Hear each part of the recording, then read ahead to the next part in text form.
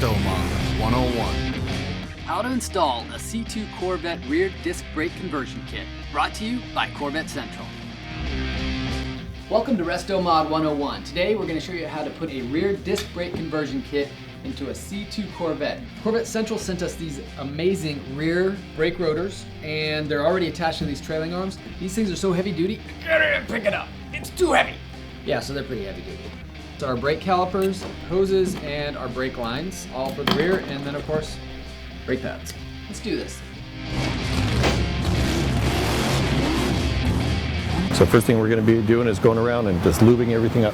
You've got U-joints on the inner and outer of the half shafts, and a pivot point to the front of the trailing arm, your shock and your spring attachments.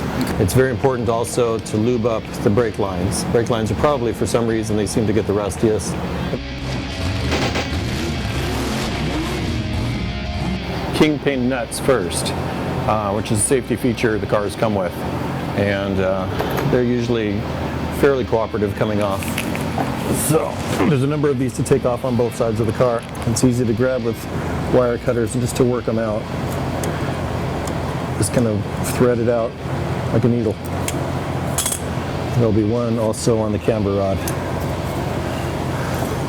Spring has a natural arch to it. When it's hooked up to any car to support the rear end suspension, the spring's brought up.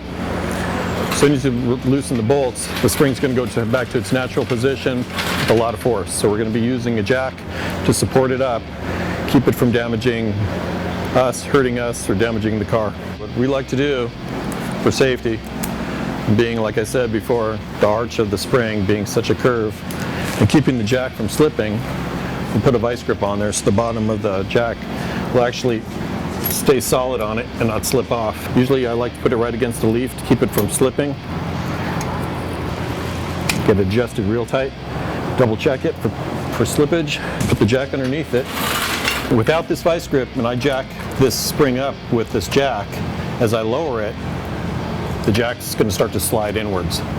So the lip of this jack right here is going to catch on the vice grip, and it's going to keep it from flying and keep the spring from springing down too quickly. So I have control over how I get to lower the speed of it. We're going to need some extra weight to hold it down. So I'm going to have my coworkers stand on top of here and help out with a little bit of the difference in the weight. Please step up there, Felix. Watch your head. There you go, you all right? Okay, let's see if we can get this going, you all right? Okay, the nut and the washer have come down. Remove the bushing and slowly release the jack. And we're good. All right, good job. The tension's going to be the same on this side because the mount is in the center of the spring. So only one side has gone down. You still have the same equal amount of pressure on the right side as you do the left side. We're going to put the vice grip on for safety. All right, there you go.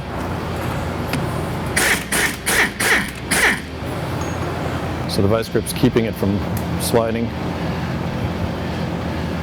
And there we go. And we're good. We're clear.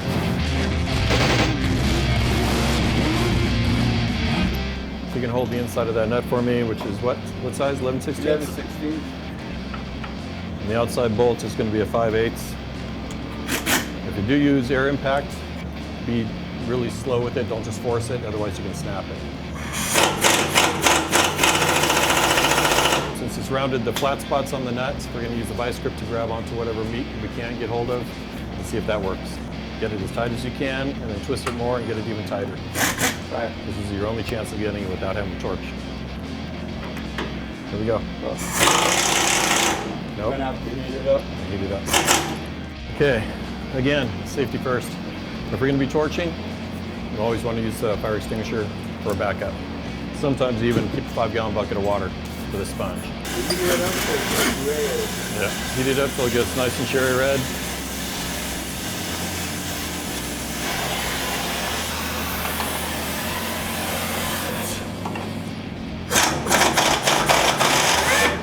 It worked. It works. Awesome. Heat expands, cold will contract. This happens a lot on older cars. Feel like being in a Western.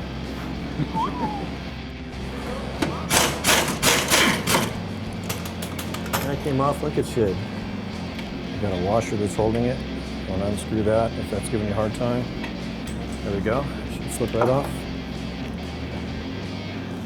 Little on the worm side though. Next we're going to be taking the brake lines off again. Spray. Make things easier. Sizes are 3/8. Want to get yourself a nice angle and breaks loose nicely.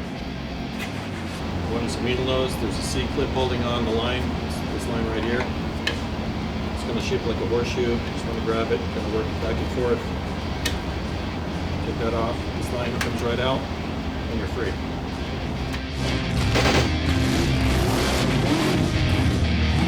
First thing I'm going to do is take the 4 bolts off, the 5/8 bolts going from the half shaft to the trailing arm. Again, that oil really comes in handy because you know these bolts haven't been removed in a long time. Now that we've got the outside disconnected, we're going to do some wrenching on the inside on the U-bolts. These are 9/16. Sometimes it spins like that. You might have to get a screwdriver, just put in between the half shaft just to hold it as a lock. Just to break them loose. But that spray shouldn't be too hard. Okay, as you remove the U-bolt, make a straight shot out, place it, spin everything to 180 degrees, do the same thing on the other side. It's always good to replace at least the lock washers with new fresh ones so the tension is as strong as it's supposed to be. Now that we've removed all the bolts on one end and the U-bolts from the other, we're going to pry this out.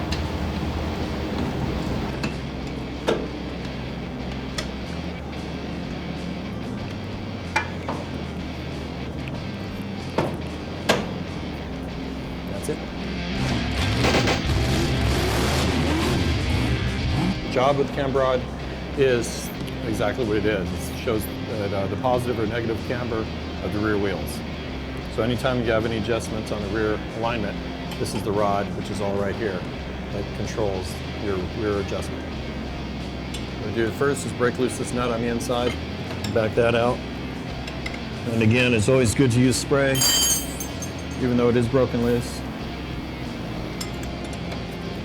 Okay, now that I've broken that loose, it'll allow it to pivot down and keep us clear so we can get to this last unit.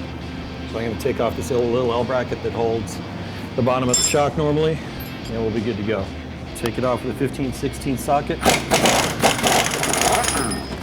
And that's the easy part. The nut that we just removed, I'm going to place back on there, flush with this part of the bolt. The reason is I have to drive that bolt out, and I don't want to ruin the threads or crush it or mushroom it. So what I want to do is run this flat on the surface and take a large hammer and give it one good whack. Loosen it about 3 threads, tap it again. Loosen it, tap, light tap. And that should do it. That way you're saving the threads and you drive it out. Like that. Take a hammer. Should take 1 or 2 hits to drop it. And we're freewheeling right here, right, pivoting on the front bolt right here. There's bushings inside here that get corroded. The rubber usually makes almost like a glue. Sometimes it's a hassle. By taking all the weight off the back, once you remove that bolt in the front, just by shaking it up and down, we can break loose all that rubber and then it works itself out, which is another reason to save that for last. Turns out the nut is so rusted and stripped out, we're going to have to heat it up first. Got the vice grip already adjusted for the outside. The inside's a 5/8 socket. If the body's on, you're going to have to use an open-end wrench, 5/8.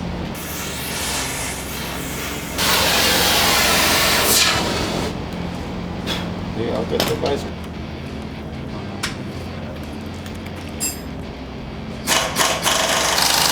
Now you're coming It's up. not doing it. So, our last option is just to take a torch, cutting torch, cut this end off here. Much easier to do now that the body's off the car. Here at the shop, Fiberglass Body, we've had to cut it off before with the body on, which is a lot more tedious. You have to cut the fiberglass behind it in the wheel well. It takes 2 guys, safety equipment, fire extinguisher, get in there with a cutting torch, cut it off, being very careful not to let the fiberglass catch on fire. Again, now that we've got the body off now, much easier process. There are rubber bushings in there that will catch fire, and it's good to keep the flames down. A little bit of water.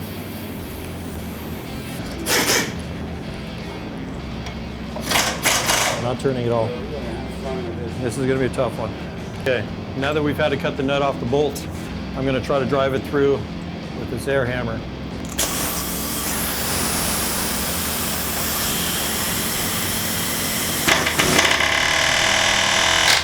Not doing it. All right. This is the worst case scenario on this car.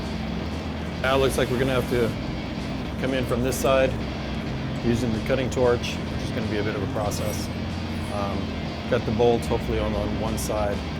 I'll probably have both sides of the trailing arm and slip it out, which will render this trailing arm no good anymore.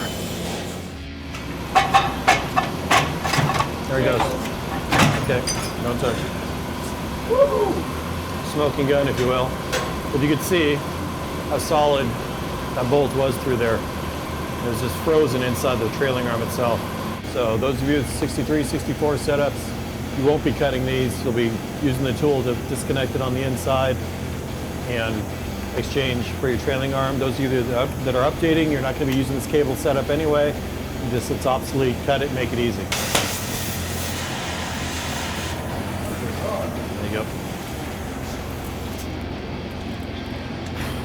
It's like birthday.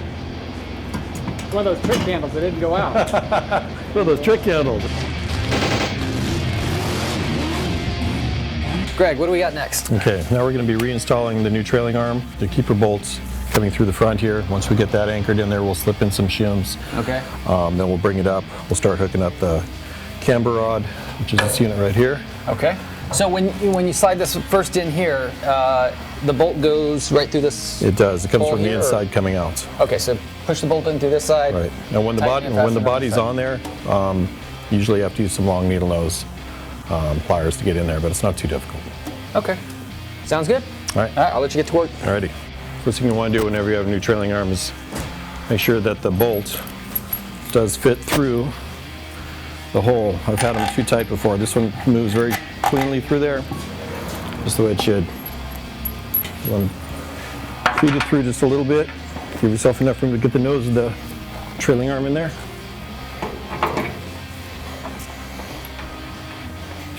Catch your hole. Bring it through. You got a pretty heavy unit here. Let's take a jack stand, maybe with a rag. Lift it up just to support the back. Keep all the weight off the nose. Use your washer, the castle nut on there, and just get it started. What I also like to do is put new shims in there. Get these from Corvette Central. Usually I'll put even shims on the inside and on the outside of the trailing arm. Usually I try to get 2 fat ones and 1 thin one on each side. The shims are designed to slotted. The bolt that we just installed, you can just slide in there, lock in, then they'll drop down inside the frame.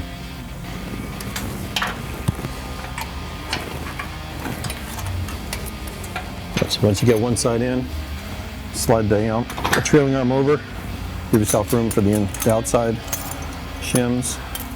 2 fat, 1 thin. You can do 2, maybe all 3 at one shot.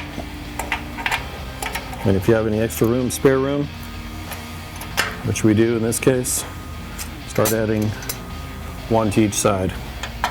That way they stay even. We're gonna go a thin on each. Just keep going back and forth, and we're pretty solid there. The dialing in will be done by the alignment shop.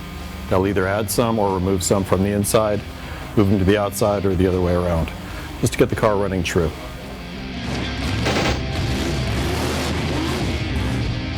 Socket and an end wrench is what needed. Usually a little spray I like to put on bolts also. Makes things work a lot easier, especially on the older cars. They've been sitting a while. You always freeze up the rust that's in between the threads.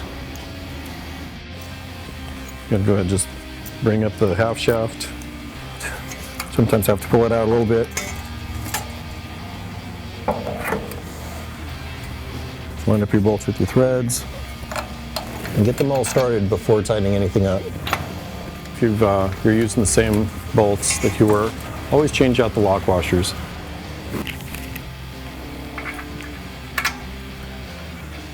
.5/8 socket is all you need. Tighten up the bolts evenly. It's going to suck in the trailing arm as you tighten them. That's another reason why I like to support the back of the trailing arm. Not to do a crisscross pattern, just like you do it with a carburetor. Everything's even that way. Once you got them snug, you're going to come back later and torque everything down. Always double check your work. Camber rod's going to be connecting to the bracket that's attached already to the bottom of your rear end. When you do install these, if your rear leaf spring's off, you got to make sure that the bolt's coming from the front to the rear. Otherwise, if you ever have to remove the camber rod, the spring will be in the way. You won't be able to remove this bolt to drop the camber rod. So go from front to rear. You have these two washers, they're spacers. They'll go on each side as you slip it into the bracket. Get your bolt ready. Have a hammer ready also. Sometimes you have to massage it a little bit, give it a little influence coming in.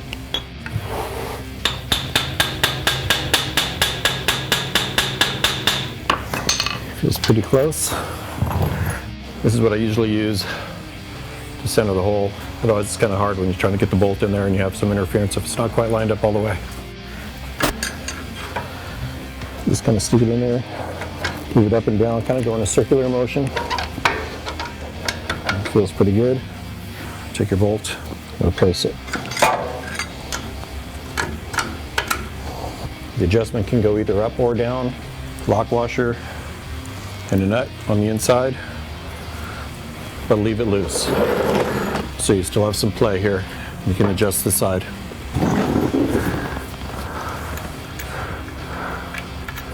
Okay, we're installed here now. On the outside, this will be your shock mount also on this angle part here. This part here will be holding the outside of the camber rod. The flat side is going to be on the bottom.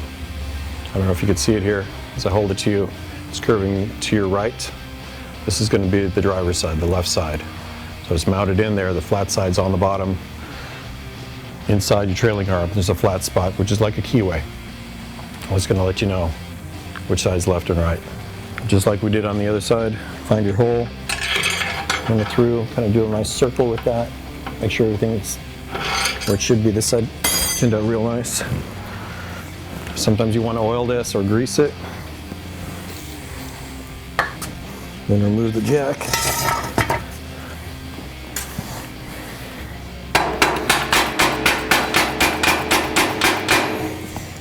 Once you drive this in, make sure you're flush all the way around this area here.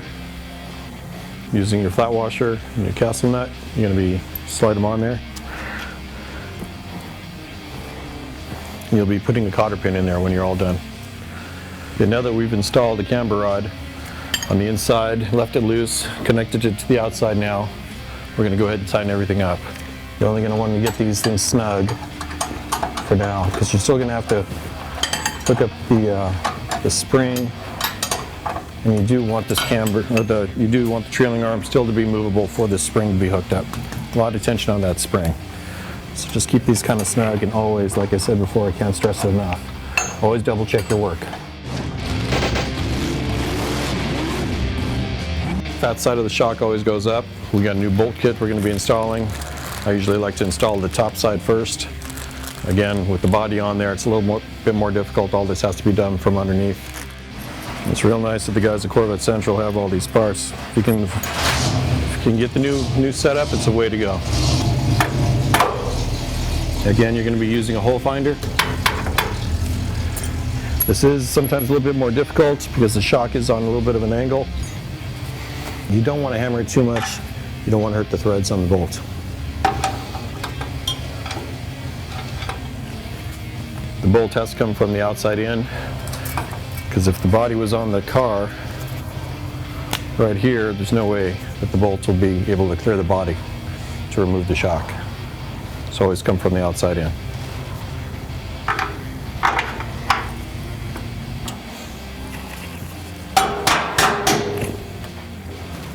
you got that through there, with the body on again, it's a little more difficult. You have to, I mean, literally the opening is about 1.5 inches. You'll have to squeeze your hand through here, lock washer, and then the nut. The nut is a special nut. It's thinner than most nuts for just that reason. So it's a special bolt and nut for this top mount of your shock. Okay, the bottom side of your shock is going to mount down here to the bottom, the L bracket that you installed for the camber rod. Again, that's why you have your trailing arm loose. Just bring that shock up to the hole and slip it in. Just like that. Take a large washer, slide it over, then using the nut. Special nut is a wide nut. Always use that. Okay, we're going to go ahead and tighten this bottom bolt for the shock. Okay, once you get that snug on there, you're going to come back and tighten the top one. You never want to tighten one more than the other. And this is just for assembly reasons. Once you're all done, you're going to always come back and double check your nuts and bolts, make sure you got everything tight. There we go. So we're going to touch the soft line first. There's no washer or anything on there, just screws right in there.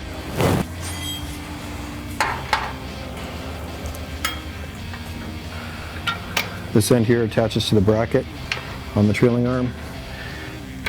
It's got little notches to keep it from spinning. The keeper, which almost looks like a horseshoe, slips on here. Give it a little tap of the hammer. Make sure you're getting solid. Then you're ready to install your hard line. Hard line you're just going to put on finger tight. You want it movable. So this area here, you'll be able to put on the caliper, attach it, and then go back and tighten this on both ends. Now that we've got everything hooked up, got our half shaft or shock, I'm not going to hook up the spring until I get that side installed too, so that it comes up evenly. Okay, we just finished this side up, so now we're going to be installing the spring bolt, which is going to be mounting from here, trailing arm, down to the spring. You're going to have to use a jack for that. You need some weight on the car. In this case, we don't have a body on the car. It's not going to be enough weight to hold the body down, or the frame down. So we're going to have to be doing that later. What I like to do is also always get the new bushings. You're in there anyway, might as well spend a couple nickels, go get the new bushings, and they'll last for years afterwards. All right, so what do we have left? Okay, what we're going to be doing is installing our calipers, but before we do that... Can I check that out? Yep. Ooh, that's heavy. 4-piston caliper in this unit here. And there's a difference between left and right side. The Zerk that injects the fluid for power brakes is always to the inside of the rear. So in this case, this will be the left rear. So it's going to sit this way. This is the left rear. The line comes this way and in. So the line in is always to the back? To the back. And to the inside? And to the inside, correct. Got it. Now, is there an inner and outer pad? Is there a difference? On some pads, depending on the manufacturer, there's a squeaker, much like your front brakes. On this brand, there isn't. The squeaker will always go to the inside part of the caliper. Oh, okay. Also, that includes the front also. Got it. So that's a pretty easy process. The rears are easy. Sounds good. All right, I'll let you get to work. Alrighty. Simply slide out the cotter pin, slide out the pin. You have 2 pads. Take the first pad, place it against the 2 pistons that are on the outside or the inside, doesn't matter. Slide it through. Second pad, always have the pads facing each other. You don't want the backing facing the inside. You want the padding facing where the rotor will be. Slide that all the way through. And then you're going to reinstall your cotter pin. Before I do that, let me show you how that looks. Slide the cotter pin back in. Spread it apart just a little bit. Keep it from releasing. And we're good to go. Okay, Now that we have the calipers set up with our pads installed, we're going to install them on the rotor. Again, there is a left and right side. Part where the line's going to be for the fluids, always to the inside rear. Make sure your line's moved away a little bit. This one's fine. You're going to spread the pads apart, which is real easy by hand, and just compress the pistons.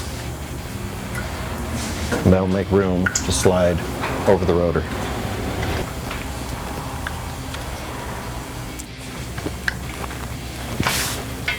You can also use a tool that spreads the pads, which is just like works as a scissor.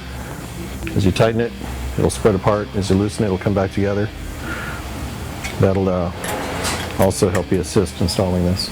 Next is going to be installing the 2 bolts to hold the caliper. They're both 5/8. What I like to do is install new lock washers. There's one in the front and one in the rear. Once you get them installed, just keep them finger tight until you get all your line hooked up. This takes a little maneuvering. Second bolt. There we go. I'm going to go ahead and tighten these up. Get them snug. Tighten the front one. Go back to the rear, tighten it up.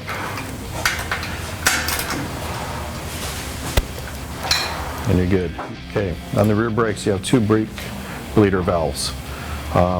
Whether you're pressure bleeding your car or just pumping the brake, always start on the rear, the farthest point away, so that'll be the right rear. So pump up with pressure, loosen the zerks, bleed them out, tighten them, then go to the other side, tighten those, go to the right front, tighten that one after you bleed it, and the left would be your last.